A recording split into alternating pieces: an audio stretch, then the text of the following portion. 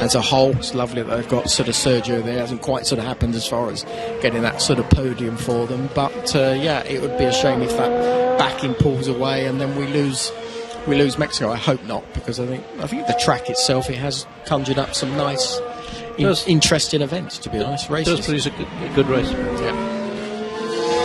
Marcus and Hulkenberg both out on track. There's not that much longer to go. I wonder who's going to squeeze in something which will maybe completely throw to one side all the reflections and deductions from what Will it be a Ferrari?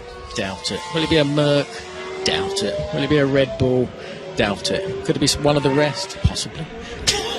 They're always going to be the ones that might throw it. The young guys, you would hope, will get that opportunity of having a little go on a lighter car with some fresh tyres, just to have a bit of a better understanding of what the car actually does, because this track in some regard is similar-ish to what we have in Melbourne with these long sort of radius sort of open corners that we have here. Melbourne is a little bit of that as well, so it'd be nice for them to feel it. Hopefully they're given that chance.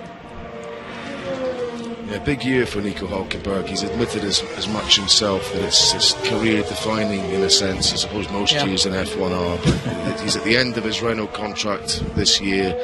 He's up against, as Mark's been observing, a proven race winner. I suppose to extend his time at the team, he needs to at least be a match for him. Oh, absolutely, yes. And the maturity, and I think in the last year or two actually, has been probably the best I've seen him drive. I think what I liked was we got Carlos pop into the cars in Austin, did a good job, really did sort of push him. And he was sort of there to the end of that season, more or less. And then it seemed to be through that winter off-season that he raised his game. Came back and he strong. seemed to come back much stronger. So I think that's obviously a positive for him, hopefully, to use against Daniel. But it's going to be tough. But that's part and parcel of, where you are in a career, but within a team at a certain point. So it's going to be great to see how they work out. 6 times last year he won that unofficial Class B section, and it wasn't the quickest car 6 times, so he over-delivered, I feel. Be very interesting. Obviously hugely motivated. I don't think Daniel underestimates the threat that Nico represents. Yeah, if you do racecraft, sorry, Craig. If you do racecraft with both of them, Daniel, we know it's that sort of lovely, sort of last ditch attempt down the inside, which he normally comes off. Nico's very good as well, but he's just in a very sort of different way. It's something you sort of miss it in many respects, but his actual racecraft is very, very good, very consistent, and he's a guy that you can rely on as well. Yeah, and of course he has a pole position and another front row, I think, as well. So he's a good qualifier. It's going to be a good qualifying battle this year. But he has now stopped on the track, so something's up there. But you just said he was very reliable. Well, no, he, not the car. Not the car. He. Fair enough. They've That had was a a not cheap shot. bad. We haven't seen much of this at all, have we? So No. I think that they have. Red flag. Yeah, I think that's just coming into the last sector, to the chicane. I think the right-hander before the chicane. Okay, we'll see if we can find out what's going on. Maybe not with that gravel. Maybe not with that gravel.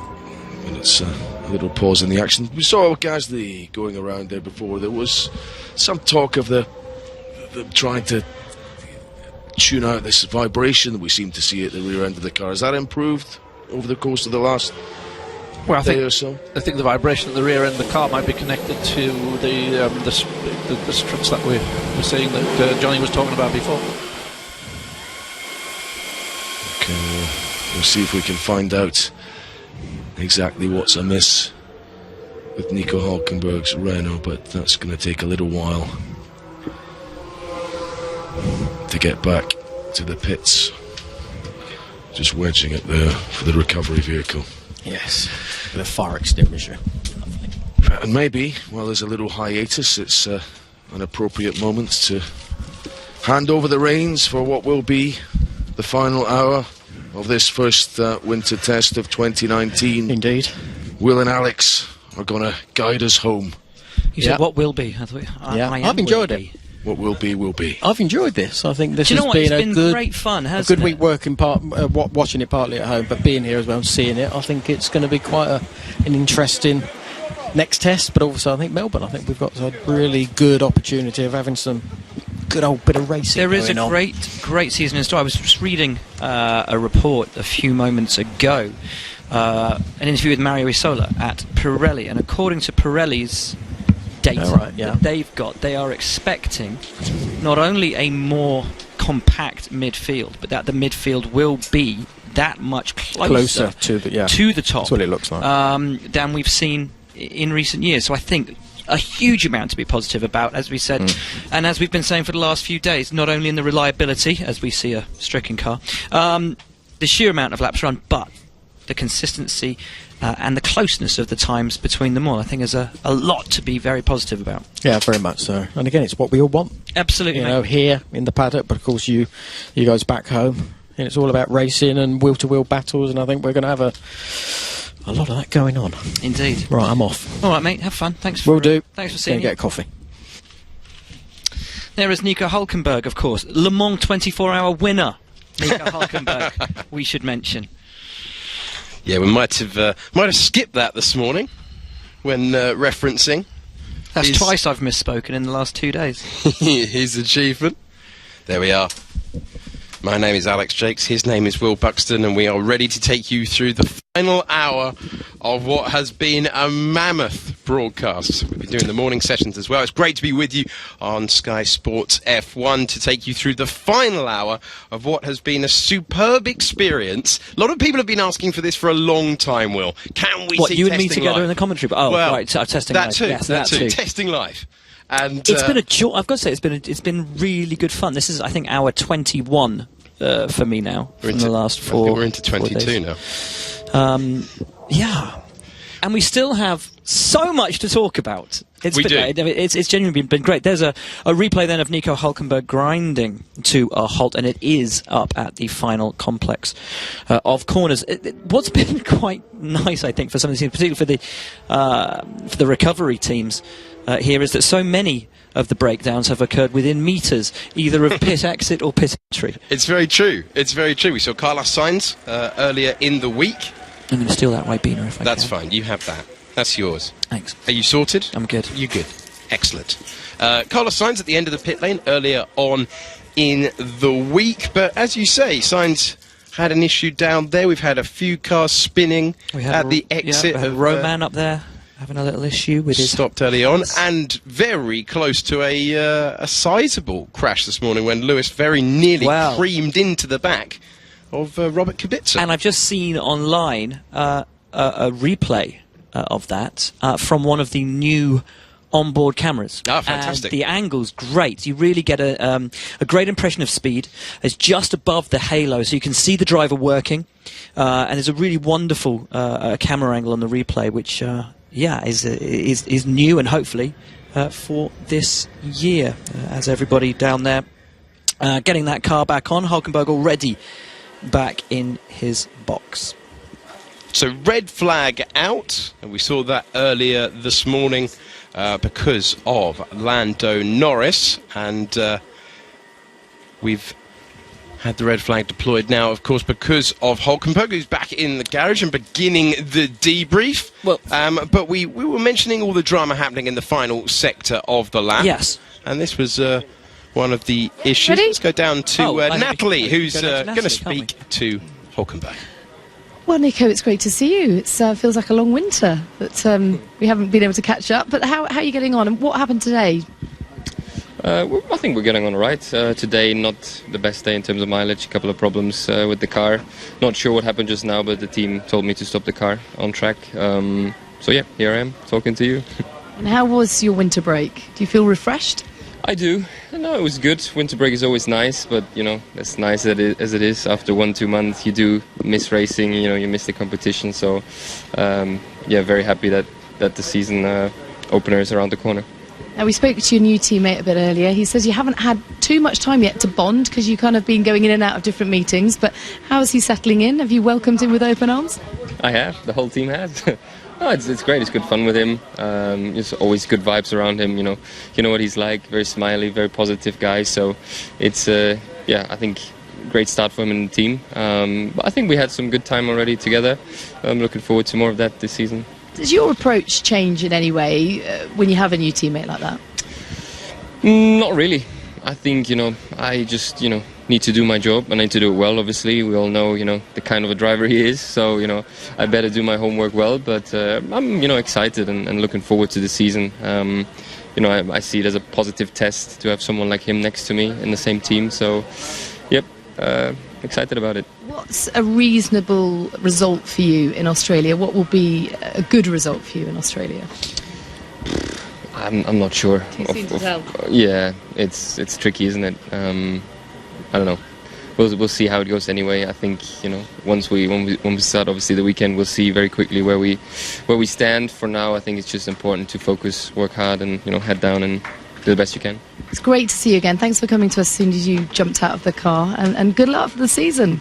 Thank you, Natalie. Thanks. That really has been, I think, the key to this 4 days, that regardless of reliability, people don't know where they are. Nico Hülkenberg, fastest time we've seen of the test, 1:17.393. But as he says, he's not sure on the reliability. Teams just asked him to shut the car down. Always a worry, in particular with Renault, who have said they have worked heavily on that power unit to bring that final push into the season. And if he's had to shut that down, that could be something a little worrying if we were testing tomorrow, which we're not.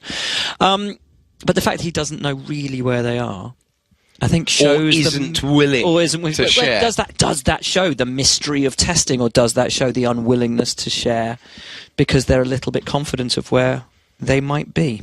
Hopefully it's a mixture of the two. Yeah. Hopefully, I think the predominant feeling downstairs in the paddock is they have made progress. I think so. I think they're looking good on long runs. And will it be enough to mix it with the Red Bulls, the third fastest car with the fourth fastest car last year?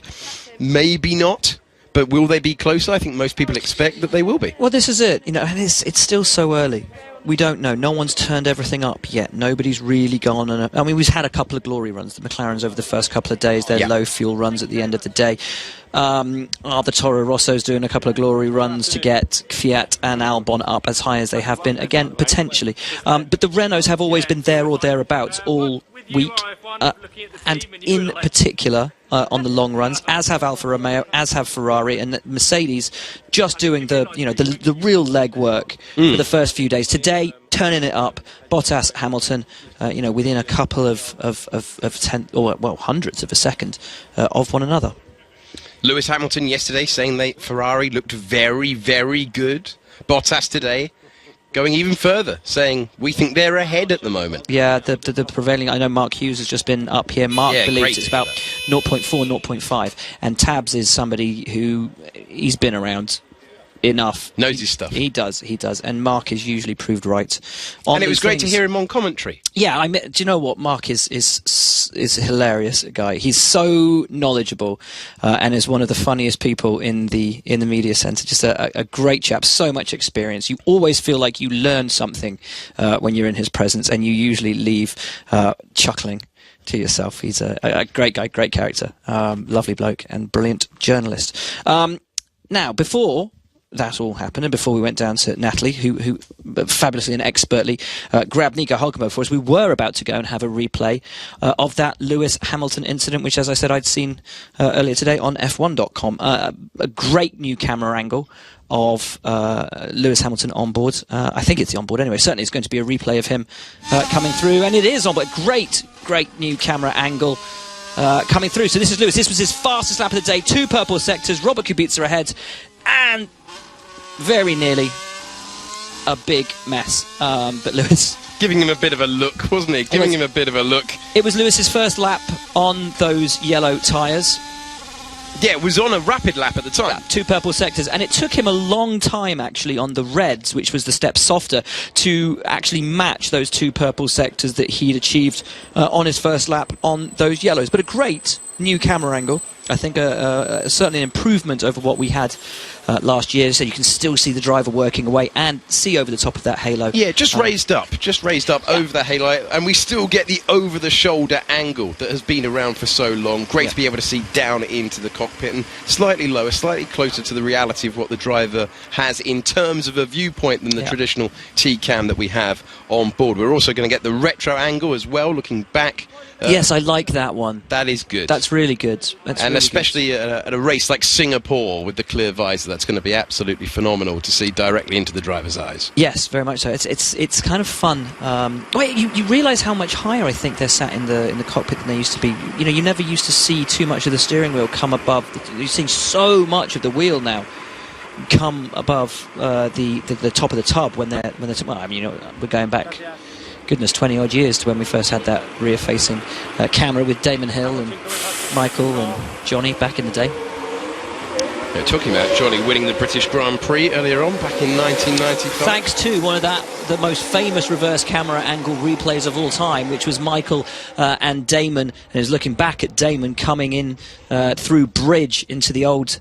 what a corner that was. Bridge corner. Fearsome. That's where my dad and I stood the first time I went to Silverstone for a British Grand Prix. We stood there, and I remember actually walking over the bridge Bridge and the cars flying underneath you, and just as a kid, that was extraordinary. I mean, you could look down between the gaps. I think I burst into tears, and I don't know if it was out of excitement or utter terror at the noise and the speed of what I was seeing, and I will always remember it. Special corner. Special times. Valtteri back out on track. P4. Green lights above the gantry.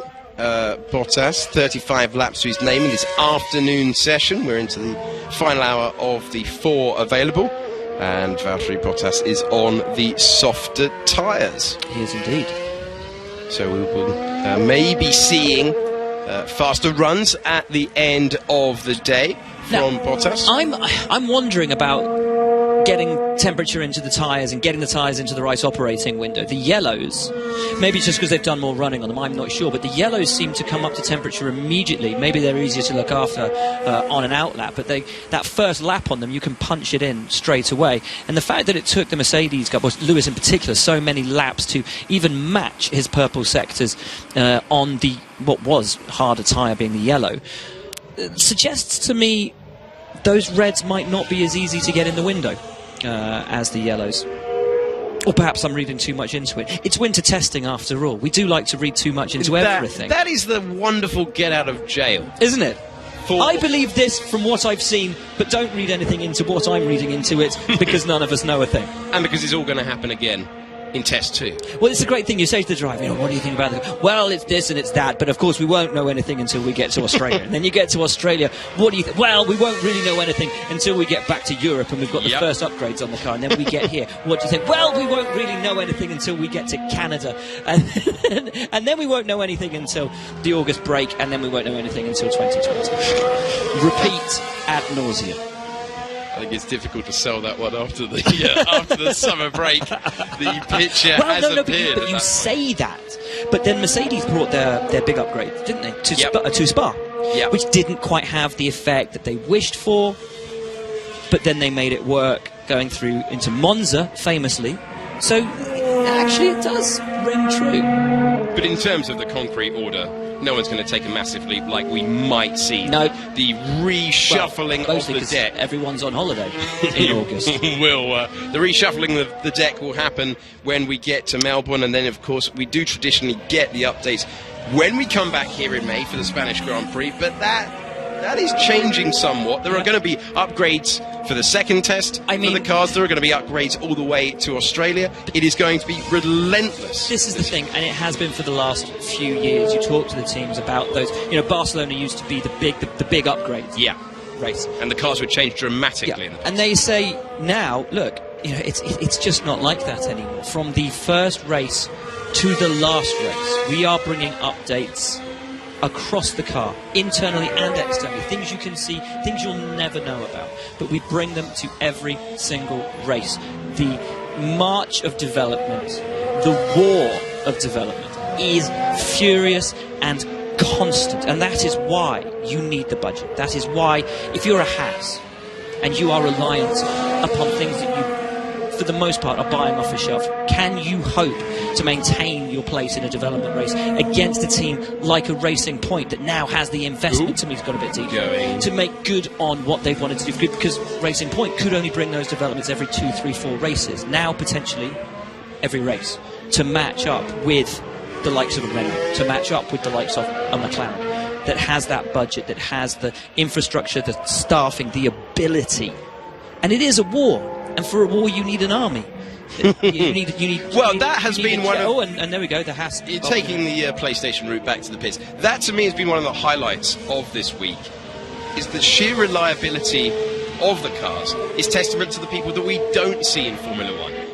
The army, as you called them there, the invisible talent, if you like, of those at the factory. Without whom none of this would be possible. And this amazing technology. And it really is phenomenal to see how many laps we've got today. We'll run through that in a few moments' time. But across the board, incredible stuff. For Williams to be posting 48 laps with Robert Kubica and then 12 with Russell, and they are the team by far on the back foot. For Haas to be catching up today after bringing out the red flag 3 times yesterday. Magnussen in that newly painted car going back to the pits. I think a tip of the hat from the commentary box for all the hard work done across the wings. Yes, no, absolutely, hats off. And, Williams is the ultimate sort of symbol of that, I think.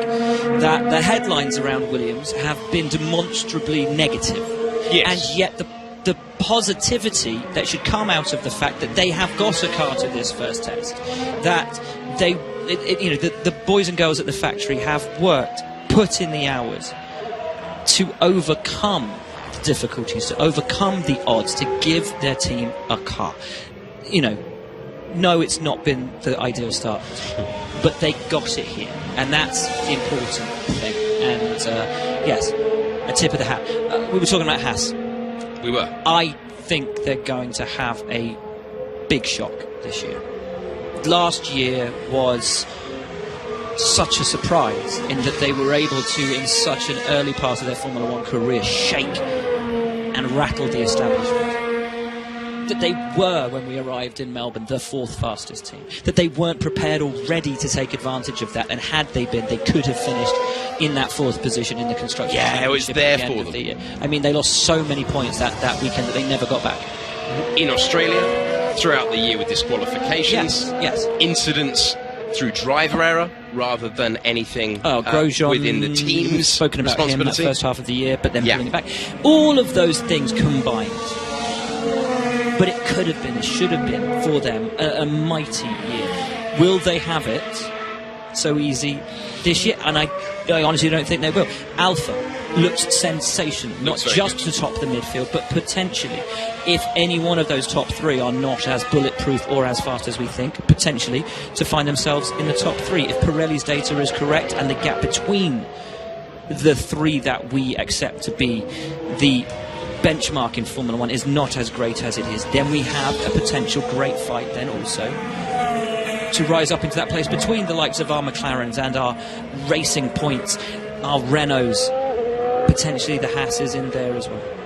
It's interesting you mentioned McLaren, because there's been a lot of talk about Renault and them making the progress. Been a lot of talk after that was how we started the week, with the aggressive Alpha's front wing and the focus there. Where does that leave McLaren? Because right now, setting personal best, Lando Norris in the first sector, in the second sector, and bringing it round the 16th and final corner. You can see the vortices off the back of the rear wing, and he does put in his best time of the day, a 1:19.3.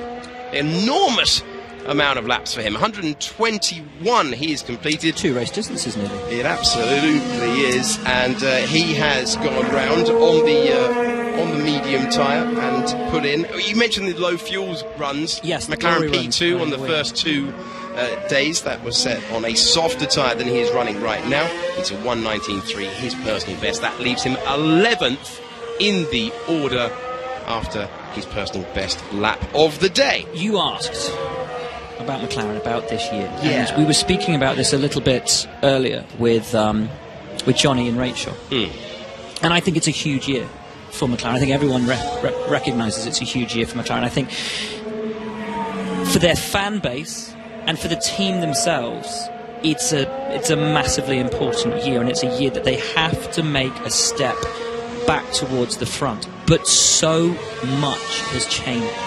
at that team. You know, we look at Ferrari and we think there's big changes there. Team management has changed. You've got a driver change. All of these elements, and also at the very top of the company through very tragic circumstances, there has been a sea change in the management. And yet there exists an element of what existed before.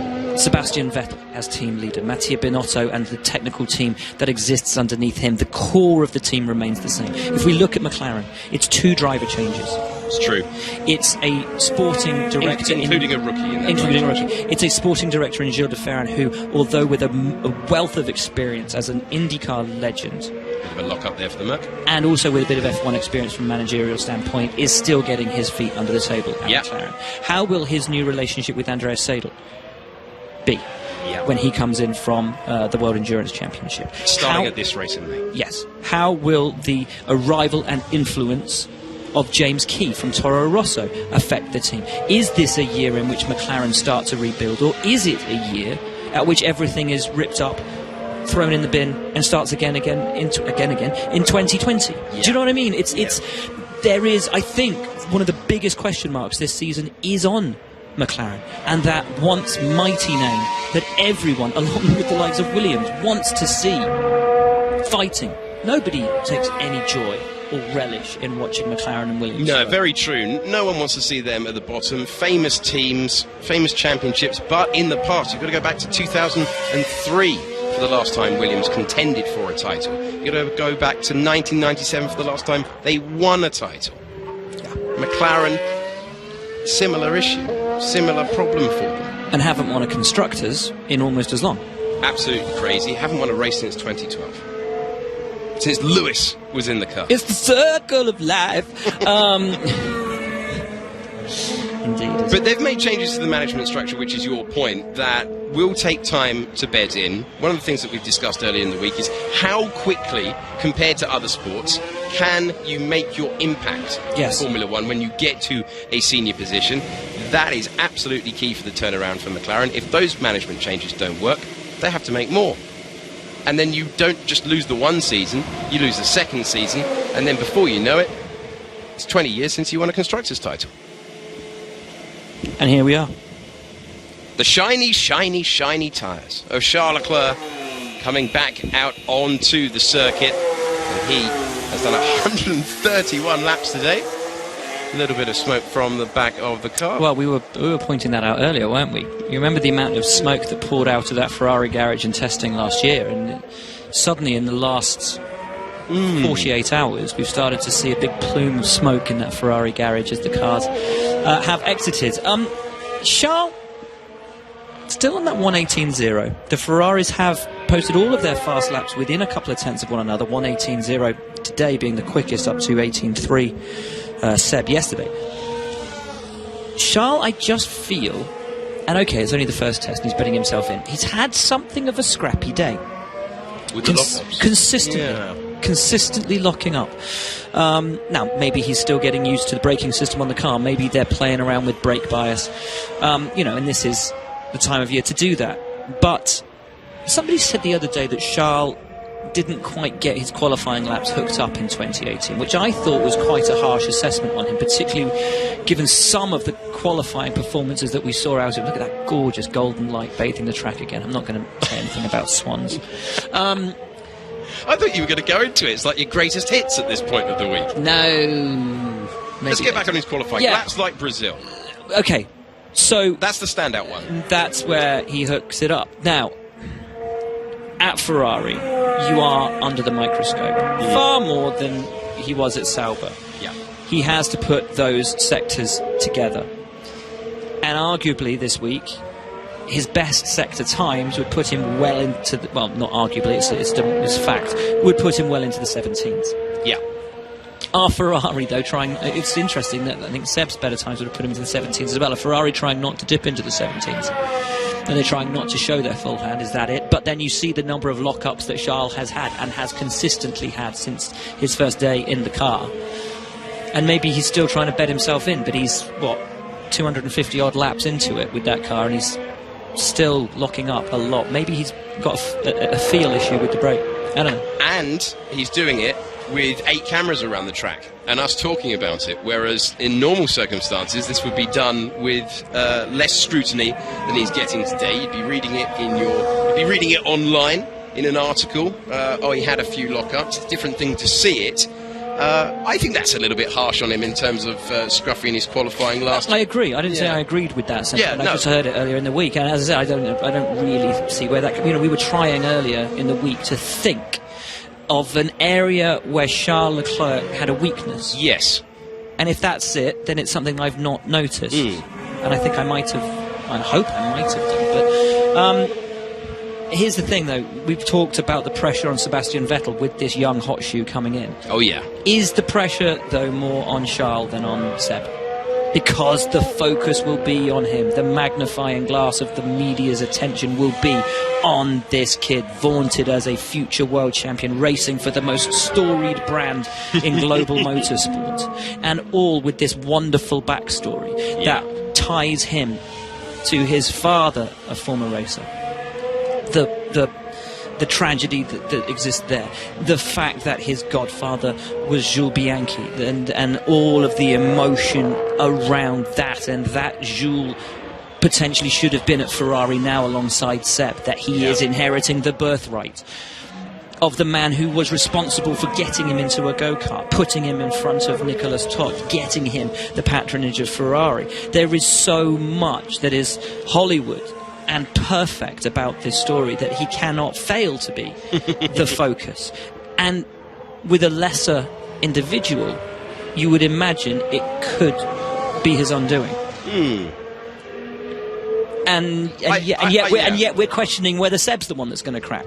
It's you know what I mean? It's a very odd situation when you state it in those terms. I think it is the nature of his strengths, what he showed last year, that have switched everyone's mindset that way. If we didn't think he was mentally strong enough, if there was a perception around that he wouldn't be able to handle it, he wouldn't be in the car. No. Ferrari, who traditionally have not taken a risk with young drivers in the past, would not have put him in unless they were 100% certain. And there is a great example of the mental strength required to achieve the very highest levels in this sport, and that when it goes wrong, how wrong it can go. And Danny is back, a man reborn after what was, a physical, because it did affect him physically as well as stress does, as mentally. It's great to see him back, great to see him confident, great to see him top of the pile yesterday. What a shot in the arm for him. Wonderful stuff. Quick point to make about Charles Leclerc's lap in the 18s, set with more than 10 laps of fuel in the car. It was a 14-lap run, and it was his first lap. And on the yellow tyre, not the reds that the vast majority of drivers ahead of him in the standings achieved their lap on. To put that lap into context from earlier on, Alexander Albon was top after the morning session, the driver third in the Formula 2 standings from 2018, graduates along with Lando Norris, along with the champion George Russell. Still doesn't have his super license, which is why those green lights continue to flash as we count down towards the final half hour of the fourth and final day of this first test. Do you think I think he's done enough kilometres now. I just don't think they've changed the bulb. Honestly. I just don't think they've changed the bulb. It's a paperwork thing, isn't it? Yeah. They just need to send it to him. If it's the DVLA, it'll take ages. I'm still waiting for my new driving licence. Moved house a couple of weeks. It takes forever. But at least I don't have to pay, because I didn't ask for a new photo. I've got a really old photo on my drive. It's more embarrassing than my passport. It's horrible. Anyway. We'll have a look. I'll do my best to describe it to everyone watching at home. I look like a skinny Fred Durst. It's really bad. Amazing. It's really bad. Amazing. 32 minutes to go of this first test. Let's do a lap count. Hulkenberg has done 24. Albon has done 124. It isn't a lot before that failure.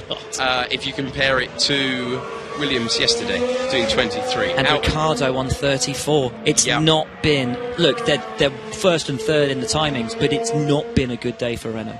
No, it hasn't. Just to give you the context of that, they had 375 laps coming in, the most of anyone coming into this fourth day. Mercedes with 495. Bottas has added 42 more laps to that total. Lewis Hamilton added 58. Of course, they are splitting their sessions. And then Leclerc, 136. Giovinazzi, 146 laps for Antonio Giovinazzi. What a stint for him. And he's looked really, crucially, Giovinazzi's looked comfortable in the car. Yeah. Because when we've seen him before, after his debut, whenever he came out, he was either chasing the car or in the wall. In almost every test session that he ran. And I think, again, it was that pressure, it was the expectation, he was trying to go out and prove to everyone that he deserved to be here. The fact that he's got a contract for the year, that's his seat, I think has given him the confidence to just go out and do his job. He's not chasing the car anymore, he's not trying to impress anybody, he's just getting his head down, getting on with the job, and he looks very comfortable and very confident, and that really bodes well. When he deputised for Wehrlein in the team that was then Sauber 2 years ago, he was dropped in fairly last minute. Did a great job, but admitted to driving at 90% in Australia. Admitted to not trying to find the edge. When he tried to find the edge, he also found the wall. Yes. And so it is great to see him with a chance, because I think that really unfairly undid all the good work that he had built up in GP2 when he finished runner-up to Pierre Gasly, who is in your picture now. He didn't want to screw things up on his first weekend, so he drove at 90%. And in Australia, you make a small mistake and you're in the wall. Yeah. There is very little margin for error there. It's almost like driving at a Monaco or a Singapore. The walls are so close. Absolutely. Now, to go from driving at 90% to trying to drive at 150% is, I think, what undid him. Yeah. Because he went so far beyond the perceptible limit to try and show what he could do that he just looked silly. Yeah. And then he looked inept. And then every time he got back in the car, he crashed it, or he was chasing it, and the car looked to be driving him, and it unravelled. When he was doing the reserve runs with Haas. Yeah. And it just undid all of that good work that he'd done. But as I said, back in, I think the year out, doing the sim work with Ferrari has done him a power of good. And he's back to being that Antonio Giovinazzi that you and I remember from his Formula 2 days, the guy who could start last in Baku and win the race. Yes. You know, that's the guy we've got back again. So win the double that week. Yeah, exactly. Incredible. As Norris pumps in his fastest lap of the day, a 1:19.1. 125 laps on the board for him. And this a day, I think, of proper work for McLaren. Solid 125 laps. No glory run for the time. Just getting their heads down, getting the work done. Absolutely. We've had spins, trips to the gravel trap. Today started with a trip to the gravel trap. Strange. A weird one, wasn't it? Crash for Lando Norris at the very start of the day.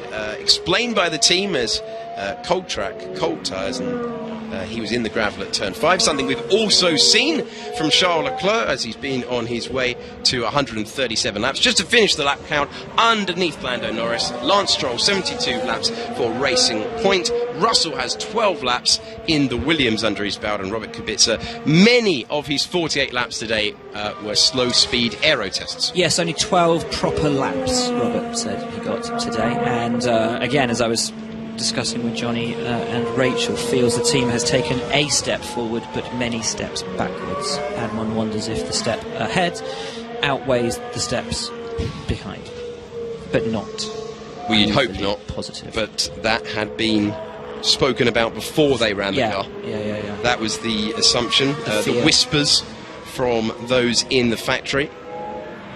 As Gasly brings it back onto the pit straight, we'll have a glance out of the commentary box window, taking up to 200 miles an hour, and not quite the shower of sparks that we saw earlier from that Red Bull.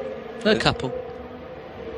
And he's just not exactly pushing the limits, is he, of the circuit? He's well, given how he finished his first day in the car, fairly understandable. I don't think he wants to put it back in the barrier at the end of the fourth and final day of this first test.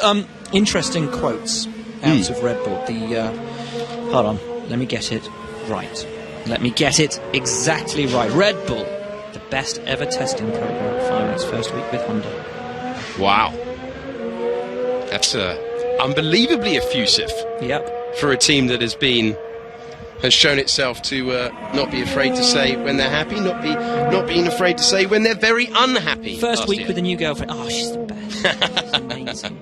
She's everything I ever wanted and more. She's the one. She's absolutely the one.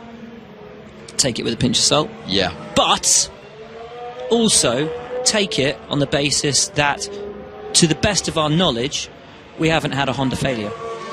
Certainly not one reported, and certainly a lot of laps at Red Bull Racing or at Toro Rosso. So let's take that on face value. And certainly, you know, Renault and Red Bull did have their issues in testing. They did have reliability issues in testing. So perhaps it's not just new girlfriend syndrome. Perhaps it is genuinely a very positive and inspiring week for Red Bull with Honda, that they haven't yet turned up to the max. I'm excited, really excited. Let's see if it's smoking again. Oh, he's found the reverse gear. Testing that out. Usually you don't have to find reverse until you get to Monaco. Why move the screen? Like, it's day 4. But we've literally just had seen everything 15 seconds of it. In HD. What good's that going to do? It's just so petty. There are still photographers scuttling around on the roof at this stage of proceedings. Well, you never know. They're putting new things on all the time. We've just seen the new struts on the back of the Red Bull, which Automotor and Sport are reporting may potentially it contains sensors. I don't know, like a Newton meter or something. You know, stretchy Newton meter thing to test deflection of the floor under load. Could be that. Could be what Johnny and I were discussing. The potential that if the floor perhaps has a weak point and is vibrating and is causing the oscillation that we believe could be the vibration coming out of the engine bay, or perceived to be the engine bay, but it's actually the floor, to try and secure that floor in place. We're not quite sure, but that's the wonder of testing, is that we may never know. They may never give us the actual answer. They may never tell us the truth, and we will just have to imagine, come up with our own conclusions. The good news is, Will Buxton, we're going to get a Grand Prix on the 16th of March, which is going to show us the competitive order. Yes. Nice and early. I thought you meant there was going to be another one. I was like, is this a new announcement that's just happened in the last few minutes? They're putting a 20-second race on the calendar. Well, it won't be long. And it's going to be in Bushy Park in Barbados, just as we asked for yesterday. You're still plugging. I mean... At the glamour venues. Have you ever been to Bushy Park? I have not had the pleasure. I mean, Barbados is glamorous. With the best will in the world. And I love Bushy Park's a great little track. But the Singapore Grand Prix, it ain't. Well, we will see. Talk of expanding the Formula 1 calendar up to 25 races. Talk of maybe going to Holland, where... That'd be nice. I'm not sure we'd be able to hear ourselves think, but think of the atmosphere. Have you ever been to Efteling in Holland? I haven't been to Efteling. It's a theme park based on Grimm's fairy tales. Okay. And it's terrifying. It's not a great review. It gave me nightmares as a child. It's supposed to be one lovely. star. Like most other kids love the place. Yeah. Terrified me. When did you go? When I was like 7, 8 years old. But they've got bins. Is it still there? Yeah, I think so. Okay. They've got dustbins that have got like hoovers in them, so you put the food in its mouth and it's... Ooh, hello. That's not good. On the wheel, on the nut, a bit of spark coming off, didn't quite get itself connected. No, they've got dustbins, and when you put the rubbish in its mouth, it goes... It sucks the rubbish out of your hand and then goes, lekker, lekker, which means yummy, yummy, apparently, in Dutch. So maybe not there. Maybe not Bushy Park. Oh, it's barbecue time. It is barbecue. Thursday night in Barcelona means one thing. It's barbecue time at Williams. That'd be great, you know, if they outlawed those things and every team in the paddock just suddenly had a massive post-testing barbecue. With the aero rake. Yep, aero rake barbecue. That'd be pretty good. I would like that. George very, Russell very going much. through some of the pain that Robert Kubica did earlier. He went through a lot of it earlier, going at a vastly reduced speed. The good news, well, for Nico Hülkenberg anyway, is that, well, George Russell is out on track with that monstrosity. No one's going to go faster because they won't be able to get past him as he circulates at an average speed of 65 miles an hour. Even slower now. 55 miles an hour.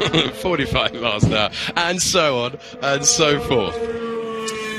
Only 21 and a half minutes left. Look at that, glorious. This is so good. This is why it is fantastic to show testing live and to have our wonderful camera operators around the circuit, because normally that's just still images that you see at the end of the day when you check in on what has happened during testing. And well, you were making the point yesterday that that really does give the photographers a good opportunity to see parts of the car illuminated. Well, as we saw yesterday with the Mercedes the diffuser. It was fascinating to see that illuminated in the golden light. And the photographers love this because they don't get this opportunity normally with with the finish times. It was a bit earlier. Well, and also it was a bit earlier, the finish time, because we ran through lunch last year. So we were finishing an hour earlier. So the photographers love this light. You see, you've got the J.J. Abrams lens flare through the final corner. They do love it. The you thought of his name before you thought of lens flare. Yeah, you see, the photographers love a couple of times a day. This is one of their absolute favourite times of day, just to get those black silhouettes against the golden sort of sheen across the track. They also adore when it's been raining, it's stopped, the sun comes out, and you get the beautiful sort of spray over the car, and you imagine what it must be like to see the models of these cars in the wind tunnel, and to see, you get that physical representation of what and how airflow over the car and how aerodynamics work, and you see that. I remember one of Darren Heath's shots from testing, goodness me, must be 15 odd years ago, an F1 racing double page spread, and it was just that beautiful. Maybe it was a race car, I think it was a Jaguar anyway, and it's hurtling along, and you've got the spray and backlit beautiful shots, and you see every nuance of how the airflow goes over the car. It was absolutely beautiful. So yeah, the great two really lovely times a day for a photographer. That one thing you always get when you have slightly fewer cameras around the racetrack as well is the idea of the undulation of this circuit, which isn't always as apparent. It's great to have as many angles as possible on a Grand Prix weekend around this 4.6 kilometre, 2.8 mile circuit. Yes, they're talking about bringing the cameras down a little bit this year, aren't they? To give you at home the idea of what we get trackside, which is the incredible capabilities of the fastest ever generation of F1 car. Well, they were supposed to be slowing them down by a second and a half this year, but they've already managed to gather the time back. We're almost, at quali level pole position times from last year, and they haven't even cranked the things up yet. And again, we go back to the point that we talked about earlier. You cannot unlearn what you've learned. Yes. They will always find a way to bring it back.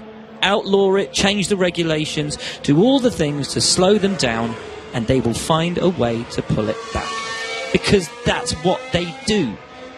Because they're geniuses. And that's why they get paid the big bucks and live in the nice houses in the middle of Oxfordshire. That's how that happens. Valtteri Bottas on lap 49. Not only does he need a good season this year, he needs a great season, doesn't he? Needs a good start to the season. Well, needs to end the narratives as soon as possible. If he's on the top step in Australia, it completely redefines what we expect from him.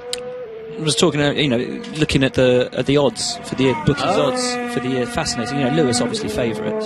Understandably so. Valtteri's odds 17 times what Lewis's are. That is a reflection of last year. Charles, though, not far off Seb's odds. Very similar. Shows the perception. When Valtteri Bottas would have been leading the World Championship. But also, I think Robert Kubica is about 350 to 1. Well, less than George 5,000 Russell's like 1,000 to 1. So it was like, how'd you figure that one out? Car's still not great. Anyway. So we have had a regulation change, but we aren't expecting an enormous shuffling of the pack at the front like we had with Brawn in 2009, and they do seem to have recovered a lot of the time. It was Mattia Binotto, the new team principal of Ferrari, who was giving that a 1.5 second mark. Doesn't seem to have made an impact, and the team's not entirely sure that the changes which were designed to help overtaking are going to help us in that regard. We're certainly not going to find that out in Melbourne. It's not the easiest. No, it's always been it's always a bit of a shame because it's such a difficult track on which to overtake. Sometimes you have all the build-up to the start of the season, and it could be a little bit of a damp squib because you're like, well, there was no overtake, and then you get to the next race, and you're like, that was phenomenal, absolutely brilliant. So I think, as with all seasons, as with all regulation changes, give it time, folks. Let it rest, let it sit. Don't make the immediate marks. Is that down at turn 10? That has been it's been a very busy grandstand. It's a very strange dynamic down there at turn 10 because there is a bridge that takes you there. Well, it's the easiest one to get to from the paddock, isn't it? So you have a strange mixture of teams, fans, drivers, friends and family all sitting in the same grandstand. It's very odd down at turn 10. Yes, exactly. It's but it is a very easy one to get to, and it is, as we've just seen with Jock Clear, a place where engineers and team folks go to have a watchful eye over the cars. Jock Clear lending his hand to Charles Leclerc in terms of the race engineer. That is massive for him, isn't it? That is huge, isn't it? His and he was in the past. Speaking to him, Jacques Villeneuve, last actually, year. just to make this point, in terms of he won the championship in his second full season. Ooh, with Jock Clear. With Jock Clear. Well, Jock was very excited tail end of last year. When I spoke to him, I think it was Brazil I spoke to him about it. Couldn't wait to get started. Could not wait. And you can understand why. Oh, yeah, of course. Of course. But just one driver out of 20, the 20 finest racing drivers on planet Earth. We always say that. We always say these are the 20 finest drivers in the world. This year, I think that's absolutely true. Are you saying that we're not always... don't always tell... I think we always tell the truth, don't we? We try to. We always intend to. And then maybe someone in the field lets us down a little bit. Toro Rosso out in the pits, ready to receive Alex Albon. I thought that was a continuation of your thought. Somebody always lets us down, Toro Rosso. No. You're like, wow, you're getting harsh in the final hour of the broadcast. I know, it's been a long 4 days, mate. But there's no need for that against the Italian squad. They're doing their best. But this year, the strength and depth it's huge. It's incredible. It's huge. And last year potentially was one of the strongest fields in Formula One history. This year just got even better. It's a really incredibly strong field, and we're massively lucky to see it, as we've been saying throughout the week. And I think, with just under 15 minutes left to go, it is worth repeating. There are so many great stories in the sport this year. Every single one of these drivers has their own desires, intentions, dreams, goals and targets that they have to achieve this year. Little successes that will compound to make great, potentially career-changing, career-defining moments. That's the word. Career-defining for Hülkenberg, for Bottas, for Vettel. Vulnerable with 4 world titles to his name. For Leclerc, defining as to what he does in his first year with the biggest name in motorsport. Did you mention Lewis Hamilton potentially becoming a 6-time Formula One world champion? Career defining. Did you mention Bottas? Yes, you did. That's defining. Grosjean, Magnussen, for all of these guys, and for Robert Kubica, the most incredible return. Will it be everything that we hope and pray it could and should be? Or will he look within himself and realise that the dream is not to be, and that actually I can't do this? I don't think that will happen, because I think Robert, even at 75%, could still be rightfully judged as one of the greats in the world. So let us see, but goodness me, I hope he has a good car under him. Lando Norris now up to P7, 118.431, so the time's starting to drop. He's been setting personal best after personal best, Lando Norris. He's just tapping away, isn't he? Chipping away at it at the end, in the final 12 minutes of the session, with the sun setting and giving you that picture with moisture in the air. And golden slumbers fill your eyes. He'll go deep into turn 10. You're nearly doing it. You're nearly going into the greatest hits. Smiles await you when you rise. I think if you say any more, we'll get an enormous bill. Sleep, pretty darling. Do not cry. I won't complete it. There's the new personal best for Lando Norris, confirmed on the screen. 118.4. Another huge year for him, for Russell, for Albon, stepping up from Formula 2. Giovinazzi as well, first full season. What a breed of rookies. Yeah, incredible. And this has been my personal highlight. I always describe Formula 2 as finding a band before everyone else does. Oh, okay. When they're huge. Yeah. Oh, I heard the Arctic Monkeys before they were big. Yeah, I saw Coldplay in a pub at Leeds University in 1999 before I actually did. Yeah. Amazing. And that is the Do you privilege know what I mean? of doing the job then I that saw you have done. Top Loader the next week. Not quite so good. Swings and misses. I mean, exactly. But that's the privilege of doing the job that you have done, that I do and will reprise this year. Absolutely. And you can see the races all on Sky. Indeed you can, and we're going to be featuring you a lot on F1. I believe we're having feeder category corner. Maybe on the Twitter show, I think we might do. That's news to me, Will. Yeah, that's it's going to be good great. hear. It's going to be great fun. It's going to be great. You're not going to make me wear one of those sparkly blazers. Maybe it's going to be like the day-to-day. You're going to be Brian Hanrahan. I can't lose the news. Oh no! Yes. Protect it. I spent all week. I spent all week trying to rein Will in at the behest of the gallery downstairs. And now I'm causing trouble in the final 10 minutes. There are great stories across the board. No one comes in without a serious point to prove this year. No. And it's going to be a roller coaster for everyone as a result. And you've got not just the drivers, but the teams as well. Ferrari, having looked potentially as though they could fight for the title in the last 2 years, can they finally make good on that this year? Can they drag that championship away from Mercedes? Can Mercedes take a 6th consecutive championship? Can Red Bull and Honda make the relationship work and get back to consistent race winning form and potentially fighting for the championship that Red Bull have not seen in half a decade? Can Renault prove themselves not just to be the class of the midfield, but potentially back as a podium contending force? What of Racing Point? Yeah. They get themselves back into the position that they were in before the financial problems, which almost saw them fall out of business and fall off the grid. What can Toro Rosso do? Can Haas hope to live up to the expectations of last year? Can Alfa Romeo spring the biggest surprise of the year and turn themselves from a team scrabbling to get off the back row of the grid 2 seasons ago into one potentially fighting for a podium this year?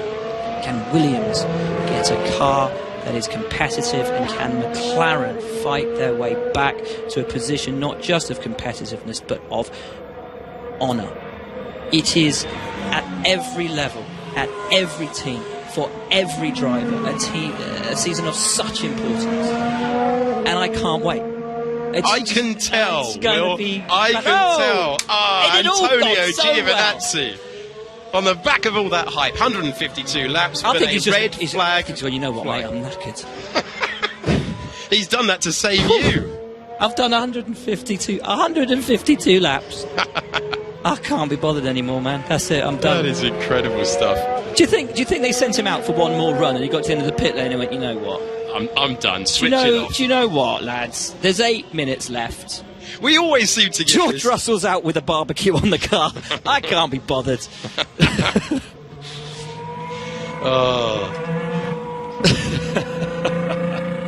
I'd have been do you know what? I think that might be the first. Oh well, other than Kimi spinning off into the gravel, I think that might be the first red flag that Alfa have caused this week. Is it not? Yeah, they haven't had any. They haven't seemed to have any technical issues that stop them on the circuit. No. In contrast to what we've seen with Haas, they've had a few electronic issues, a fuel pressure problem. And you're not picking on Haas. It's just I'm doing the Ferrari-powered customer car. Has been the bulletproof reliability for the class of 2019 that I have to focus on Haas. Red Bull lost a little bit of time with minor issues, according to Max Verstappen yesterday.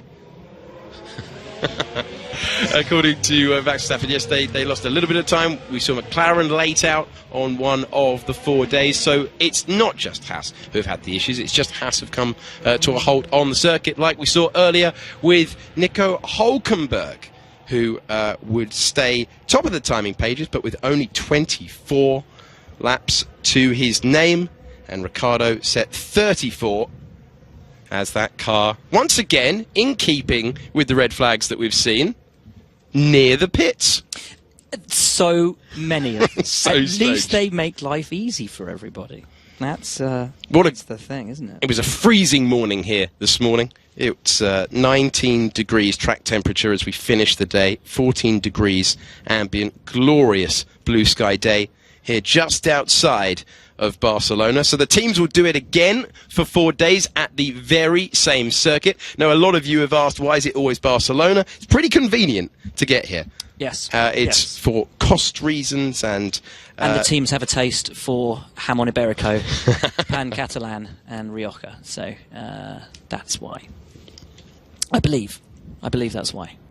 No, do you know what? It's one of those circuits that actually has a lot of characteristics that extend across a variety of tracks, and I think that is basically the reason why we come here so much. Also, the fact that we've done so many years of testing here means that the teams have an absolute wealth of data, and a wealth of data that they can contrast and compare with what they're doing at the present point in time. So I think that's always very useful to them. Also, there's no guarantee that in going to Bahrain you're going to get unlimited running. I remember they went out to Bahrain one year and there was a sandstorm. Yes. So, brilliant. Well done, everyone. You know, there's no guarantee that wherever you go you're not going to get snow here, a sandstorm in Bahrain, or that it's not going to be what you want it to be. Ricard was always good for testing over the winter because you could adapt the amount of running or static water that you had at any point on the track. You could run a Monaco spec track, you could run a Suzuka spec track. Any one of, I think, 120 different track layouts were possible at Ricard. So you could do anything there. 120. I think it's 120 different track layouts that you can actually run. So yeah.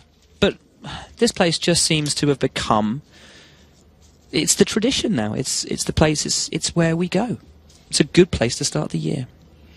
So as we come to the end of our testing coverage, it's time, I think, to run through what sort of test has it been very quickly for each of the teams, starting with Mercedes, as we see a green flag at the end of the pit lane. So didn't go for the headline times until today. Awful lot of laps completed. Yeah, and I think, look, the headline here for Mercedes is, have they been the quickest team of the test? No. But have they done what they do every year and ploughed through and stuck to their program and their agenda? Yes, they have. They know what they're doing. 5-time consecutive world champions have started their season off as they have started off every other. And with that in mind, discount them at your peril. Absolutely. Ferrari, quite simply, look to have the fastest car, and they have put in an enormous amount of laps, even more added today with Leclerc at 138. If the season started tomorrow, which it does not, they would be absolute red-hot favourites for pole and red-hot favourites to win. Agreed. Absolutely. So we move on then to Red Bull, who have been getting used to Honda, and as we were hearing from you earlier on, very, very happy, at least publicly, with how it's gone. The only question mark for them, what is going to happen to the reliability of the Honda power unit when they turn it up? Yeah, and that's the big one there. I think relationship has started well, and let's see how it continues over the next few days. But so far, so much better than expected. We expect there to be a gap in terms of performance after those three teams. Potentially not as big as expected. And who do we think comes next? That's the massive question, isn't it? I'm going to put my neck out and say Alfa Romeo, because long run pace has looked consistently impressive. When they've gone for the slightly faster glory runs, they too have looked to be good. So I genuinely think Alfa have potentially found something in that front wing, and that it's not going to be easy to replicate. And if they can take the most out of it, they will be, at least at the start of the season, and track dependent, at the front of the midfield. Renault look like they've made a step forward, but today is worrying. Yeah, and we don't know what's going to happen with the power unit when they turn that up either, as they've made a big big push on that. But considering that they were in Williams' territory of nearly not making their shakedown, I think they've had a very good opening week. Agreed. I think it'll be, if they've got the reliability, it could be close between them and Alfa Romeo. Haas, as we've said, had a few failures. I think they have got a bit of a rude awakening. Could be back to reality for them. I think so. And then McLaren, we've spoken about, changed a lot on the car. They've admitted it's got flaws, Yes. work to do there. They're woking. The upgrades not only on the technical side, but on the personnel side, coming later in the year. It might be a slow burner season for McLaren. Racing Point had a bit of a slow start. And we haven't yet seen their full 2019 car. Absolutely. Upgrades coming in time for Melbourne. Difficult to read too much into their times as of yet because of that. And Toro Rosso have been doing some headline-grabbing runs, haven't they? Here's the thing. Early on in the week, Sam Collins from Race Car Engineering came onto the show with us and said that he believed the Toro Rosso was an interesting design car, a potentially fast car, and if the Honda engine proved to be good in the Red Bull and the Toro Rosso, that there would be races at which the Toro Rosso could be quicker than the Red Bull, and to discount them at your peril. So I think Toro Rosso have had, in line with that, a very good, promising week. Given what we said about Ferrari, if the season started tomorrow... Oh, he'd stop. Antonio Giovinazzi's come to a cropper. That will be the red He flag. really can't be bothered, can he? And that will be the end of testing for this first Formula One test of the 2019 season. Williams currently, if the season started tomorrow, would be on the back row of the grid. Their fight back starts here. They've got the car here, and they can start looking forward rather than back. Indeed, they can. Wow, it has been a bit of a most journey. Enjoyable 4 days. It certainly has. Good wrap up, my friend. I enjoyed that. I thought that was nice to cover all the teams off. Remember, we're not quite done. We've still got the review show to come in the presence of Robert Kubica, Esteban Ocon. Will be joining Rachel downstairs as well. They'll also, of course, be reviewing the big stories from the 4 days of testing.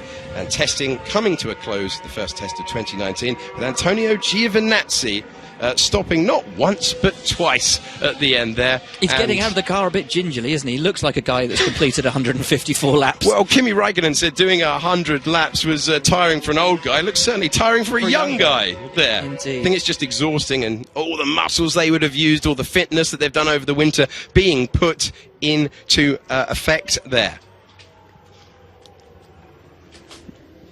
So let's have a look then at the pit straight, and in a few moments' time, as we say goodbye to Will Buxton. Thank you so much, Will, for